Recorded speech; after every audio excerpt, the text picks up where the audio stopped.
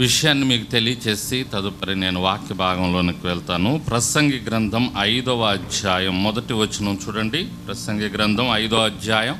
నీవు దేవుని మందిరమునకు పోవునప్పుడు నీ ప్రవర్తన జాగ్రత్తగా చూచుకొనుము. దేవునికి స్తోత్రం.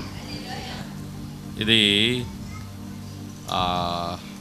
ఓ మంచి అంటే మనకి హెచ్చరికగా కనపడతా ఉంది. ఇది బైబిల్లో దేవుని మందిరానికి వచ్చే బిడ్డలకు ఒక చిన్న హెచ్చరిక.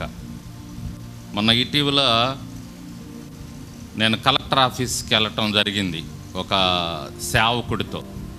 మనకి ఇప్పుడు కలెక్టర్ ఆఫీస్ బాపట్ల వచ్చేసింది. ఇంతకుముందు ఎక్కడ ఉండేది? ఒంగోలు ఉండేది, కొంచెం దూరం, 60 కిలోమీటర్ల దూరంలో ఉండేది. ఇప్పుడు 15 కిలోమీటర్లకే వచ్చేసింది. ఆ సేవకుడికి కలెక్టర్తో ఏదో పని ఉంది, నన్ను కూడా రమ్మన్నాడు. సరే తోడు వెళ్దాంలే. ఇంతవరకు నేను కలెక్టర్ ఆఫీస్కి వెళ్ళలేదు, ఆ సేవకుడు రమ్మన్నాడని వెళ్ళాను.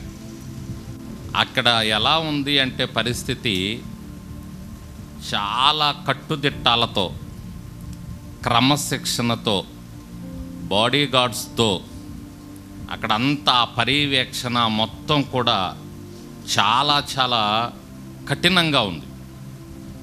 లోపలికి వెళ్ళబోయే ముందు ఆఫీస్లోకి చెప్పులు ఇప్పండి అని చెబుతున్నారు. అక్కడ లోపలికి వెళ్ళాక నిశ్శబ్దంగా ఉండండి అని చెప్తున్నారు. సెల్ ఫోన్స్ మోగితే ఒప్పుకోరు, లోపల మర్యాదగా ఆఫ్ చేయండి అని చెప్తున్నారు. ఎంత క్రమశిక్షణ అంటే లోపల ఆ మేడం దగ్గరికి వెళ్ళేటప్పుడు, ఇప్పుడు మేడం కాదనుకుంటా, నేను వెళ్ళిన టైంలో మేడం ఉన్నారు, కలెక్టర్ గారు. ఎంత కట్టుదిట్టంగా ఉందంటే లోపల అంత కట్టుదిట్టంగా అంత క్రమశిక్షణతో ఉంది. బయట కొన్ని హెచ్చరికలు కూడా ఉన్నాయి, ఎలా ఉండాలి, కలెక్టర్ ఆఫీస్లోకి వచ్చినప్పుడు ఎలా ఉండాలి ఏంది అనేది.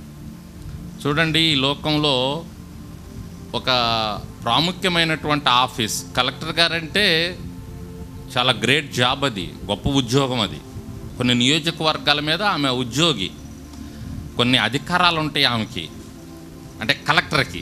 అంటే ఇప్పుడు లేడీ కాబట్టి నేను లేడీని చూశాను కాబట్టి ఆమె అంటున్నాను. మగ ఆయనైనా ఆడ అయినా కలెక్టర్ అనే వారికి కొన్ని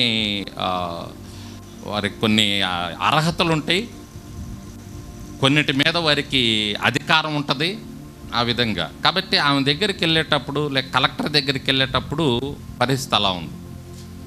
హెచ్చరికలు కూడా రాసి పెట్టారు. ఇక్కడ బైబిల్లో కూడా పరిశుద్ధాత్మ దేవుడు కూడా మనకు ఒక హెచ్చరిక తెలియజేస్తూ ఉన్నాడు. నువ్వు దేవుని మందిరానికి వెళ్ళేటప్పుడు ఎలా ఉండాలి, నీ ప్రవర్తన జాగ్రత్తగా చూసుకోవాలి. మనం మందిరానికి వెళ్ళే సమయంలో మన ప్రవర్తన ఎలా ఉంది అనేది జాగ్రత్తగా చూసుకోవాలి. మనం ఎలా వెళ్తున్నాం, ఎలా కూర్చుంటున్నాం, ఎలా ఆరాధన చేస్తున్నాం, ఎలా మాట్లాడుతున్నాం, ఈ ప్రవర్తన అనేది చాలా చాలా ప్రాముఖ్యం. చాలా పద్ధతిగా ఉండాలి మందిరంలోకి వచ్చినప్పుడు, మందిరానికి వచ్చినప్పుడు. దేవునికి స్తోత్రం. అందుకని ఆ హెచ్చరికలు మనకి దేవాది దేవుడు తెలియజేస్తూ ఉన్నప్పుడు మనకి భూమి మీద కూడా కొన్ని ప్రాంతాల్లో హెచ్చరిక, లోపలికి వెళ్ళొద్దు, లోపల కరెంటు తీగలు ఉన్నాయి. కొన్ని కొండ ప్రాంతాల్లో మీరు వెళ్తున్నప్పుడు హెచ్చరికలు చాలా ఉంటాయి. ఆ హెచ్చరికలను మీరు లెక్క చేయకుండా, బేఖాతరు చేయకుండా లోపలికి వెళ్ళారనుకో, ఏమైద్ది? చావు కొని తెచ్చుకున్నట్టే. మనం ఆ హెచ్చరికను మనం అమ్మో ఇక్కడ హెచ్చరిక ఉంది, జాగ్రత్త, లోపలికి వెళ్ళకూడదని మనం జాగ్రత్త పడాలి. ఏముందిలే అని చెప్పేసి చాలామంది మూర్ఖంగా వెళ్ళి ప్రాణాల మీద కొని తెచ్చుకున్నారు. కొన్ని ప్రాంతాల్లో కరెంటు తీగలు ఉంటాయి, చాలా కిందగా ఉంటాయి, అటు వెళ్ళకూడదు. ఆ కరెంటు తీగల్లో చాలా వోల్టేజ్ ప్రసరిస్తూ ఉంటుంది కరెంటు. అటు వెళ్ళామనుకో, తాకామనుకో అవుట్. అందుకని అక్కడ హెచ్చరికని ఒక బోర్డు పెడతారు. కొన్ని పులులు తిరిగే ప్రాంతాలు ఉంటాయి, హెచ్చరిక, పులులు తిరిగితే లోపలికి వెళ్ళకూడదు, జాగ్రత్తగా ఉండాలి, అక్కడ బోన్లు ఉంటాయి. కాబట్టి ఇలా హెచ్చరికలు ఉంటాయి, ఆ హెచ్చరికలు మనం పాటించాలి. అలాగే మందిరానికి వచ్చేటప్పుడు కూడా మన ప్రవర్తన జాగ్రత్తగా చూసుకోవాలి. మందిరంలో ఉన్నప్పుడు కొన్ని హెచ్చరికలు మీ ముందుకు వస్తున్నప్పుడు అది మీ మంచికే చెప్తున్నప్పుడు మీరు కొంచెం జాగ్రత్త పడితే మంచిది. దేవుని కృపను పొందుకుంటారు. దేవునికి స్తోత్రం.